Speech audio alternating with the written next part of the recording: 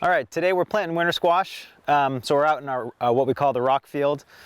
I wanted to show you the Lilliston cultivator and the step that we do right before we plant our winter squash. So these beds, as with our normal sequence, grew up a cover crop through the winter, did a flail mowing pass, a quick one disc pass, and then a spading pass, and then we listed these up into these nice mounds. A week ago, before planting, we put down about an inch and a quarter's worth of water onto this field. The reason for that is to really establish water into the beds, into the soil profile, and to germinate a first succession of weeds.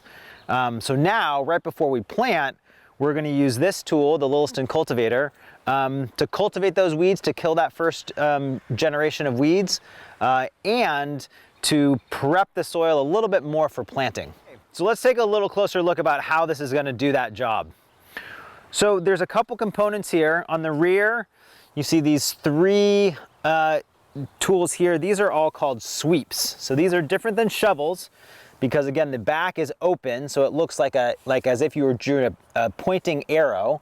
And the reason for that is that it will cultivate out the whole furrow. It'll move the soil, but it allows soil to flow right over the sweep instead of with a shovel that would kick it out wide. We just want to keep that soil right behind the sweep, right where it was.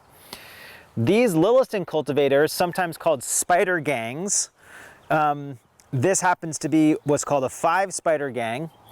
And as it drives through the soil, as it gets pulled through the soil, it just moves on its own. It's a ground-driven implement.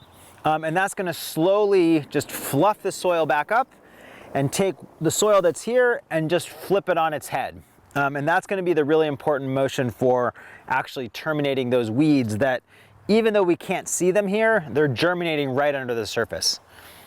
So these last sweeps here, there's one sweep here and one sweep there, and what those are made for is to work just right in the center of that listed bed. It's just going to peel the top of that bed off, and these Lillistons behind it are just going to remake it.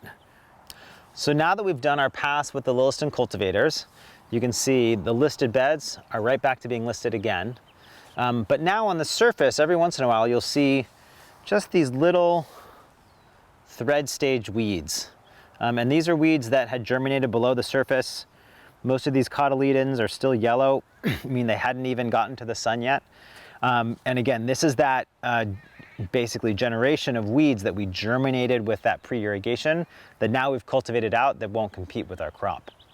Again, the other thing that we did with the irrigation is that we wanted to put moisture into these beds. So while the soil is pretty dry on the surface, again, that had just been kind of flipped over and worked through, as soon as I dig down, you can see that there's significantly more moisture right in the center of this bed.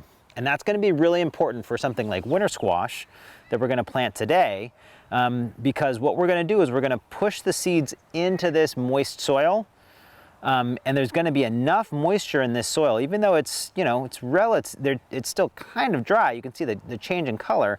We're going to push the seeds into the soil, and then we're not going to irrigate them and let them just come up with the moisture that's here. There are some crops that you can do that with. We call it planting to moisture. It doesn't work with all crops, but with winter squash, it's a perfect technique.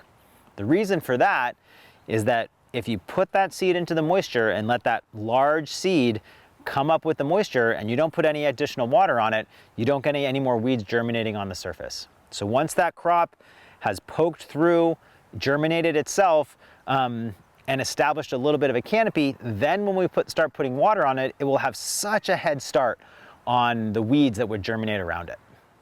All right, so now that we've pulled the Lilliston cultivator through these beds, did that weed cultivation pass, now we're ready to sow our winter squash. So the way that we do it, a little low tech, a little shoestring, but it works for us.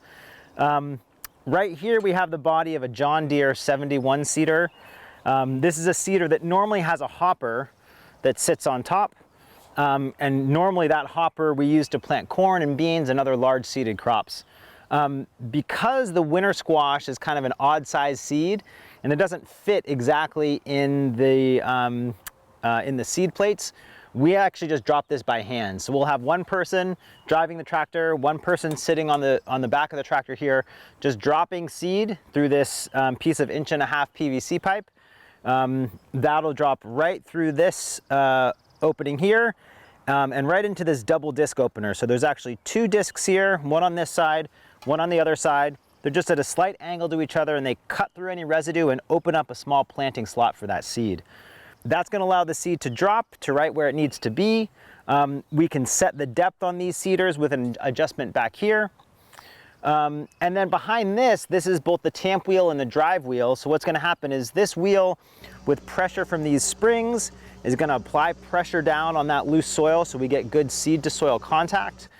And as this moves through the soil, this actually drives the chain in this gearbox, which determines normally how these sprockets move, which is how the hopper would drop seed. But again, it doesn't matter for us today because we're dropping by hand. I'll be on the back of the tractor. I'm doing my best to drop a seed every 2 feet. That's plenty of winter squash for us. We typically will plant them about every 3 or 4 feet. And if we do a little extra, that means that if some don't germinate, we still should have enough in the field. In the front of this John Deere 71, you can see we have mounted, again, an Alabama shovel.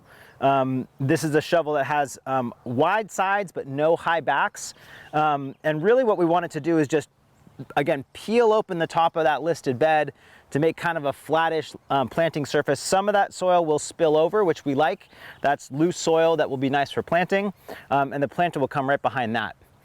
The last piece on this piece of equipment is probably not too necessary for us in this climate, but these 2 little disc hillers, what they do is they're just going to slowly pull the soil back over our seed line and make a loose dust cap on top of that seed line.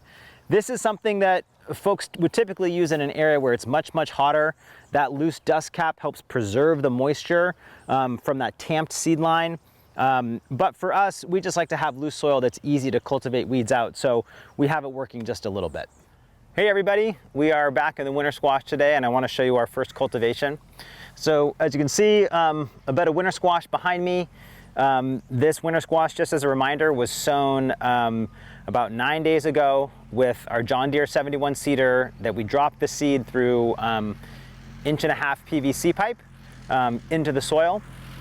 And then because there wasn't enough moisture in the beds, we went ahead and used drip tape to irrigate it up. We just put 1/4 inch of water on these, so just an hour with our drip tape to germinate these plants, and then no more after that.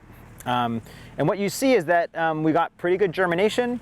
The winter squash are already starting to shoot out their first set of true leaves. Definitely some variability, based on either the seed vigor or planting depth. And then for our purposes today, you can see that we're just starting to see our weeds germinating. So we've got one there, we've got a little mustard there, another little weed there, and this one back here. And this is really the ideal time for us to cultivate, for us to try to kill these weeds, because they are at such a small stage and the roots are so underdeveloped that hopefully if we just nick them, we'll go ahead and kill them and not have to deal with them later. So what our first pass is on this winter squash crop is actually going to be with our tine weeder. So the tine weeder is an implement that has metal tines that will just lightly rake the soil, and ideally that'll be enough just to knock these small weeds, and so we don't have to deal with them later. If I can dig this up, this weed here is, again, what we call the thread stage weed. So it looks like a little piece of white thread. You can see it doesn't have a very branched root system, and again, this is just the ideal time to try to terminate this weed.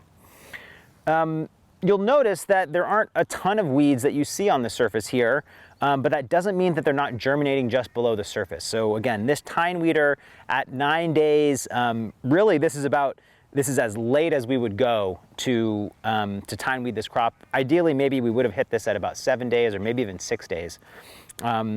Because the winter squash has such a large seed and puts out such a strong root, the tines are just going to bounce right around these plants so that hopefully, look at that, we'll do some weeding in row, maybe we'll get that guy, but we won't actually kill the plants. Okay, so now that our pass has been done with the tine weeder, we can come back and see how it worked. Again, our squash plants are here, and you can see just a couple little weeds in that thread stage that got tossed to the surface, and this one here.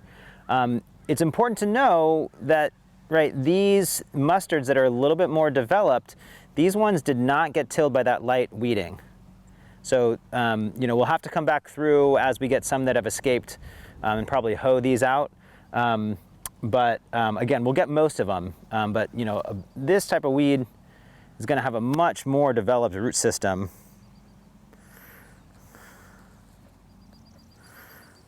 Much deeper, already starting to branch. You can see it was holding on to that soil aggregate, you know, as compared to something like that that's very much more in that thread stage.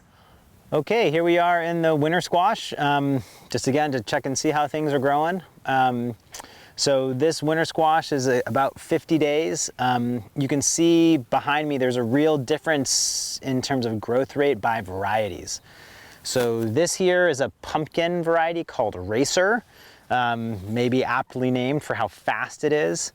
You can see big leaves, full canopy. In here, it's starting its vining process, so it starts kind of close to where the seed is, and then this will start to vine out and cover more of the soil. You can see our pumpkins are already starting to form here. And then contrast that with this variety that's here on my left. This is an open pollinated variety compared to the Racer, which is a hybrid. This open pollinated variety, Honey Nut, is a really delicious butternut type, but it is a less vigorous grower. You can see it's well behind the Racer here, but it's also starting to vine. Butternut is one of the slower varieties, so I won't expect to see fruit for some time. But again, a nice solid stand here, but definitely not as vigorous as the Racer. In terms of weed control, this field looks pretty clean. That honestly this year is not, I'd say not a result of great management. You know, we planted these, irrigated them up with our drip tape, and then we just weren't able to get in with a really nice hoeing early on enough. We did one tine weeding, we couldn't follow it up, and so we actually had to come through and do a pretty solid hoeing and hand weeding of these. But the nice thing is that if you do a good enough job, as was done here, it was done by one of our nonprofit partners, Food What. They did a great job on this, and really we should only do it once. You know, once it's done, the squash plants will form. They have these great big leaves. They'll really shade out any weeds underneath, and they'll do a really good job of managing competition for kind of weed growth below.